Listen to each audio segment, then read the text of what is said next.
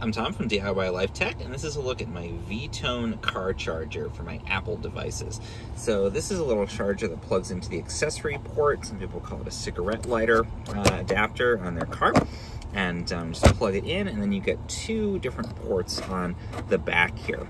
There's this mini USB-C and then a full-size USB that you get on there as well. And it actually comes with two lightning cables that plug in there, and that allows you to then plug in your Apple devices. So I use this to charge my cell phone, my iPhone in the car. You could also plug in, two iPhones if you want two people to be able to charge, or you could do an iPhone and AirPods, or whatever you wanted to plug in and charge there. So nice to have the ability to charge two, and it is Apple certified, and it is also a fast charger, which is really great. It's 38 watts, so it has enough power to really power up your iPhone and to do that fast charging. So even if you're only in the car for 10, 20 minutes, you're still going to be able to add a good amount of charge here with this device.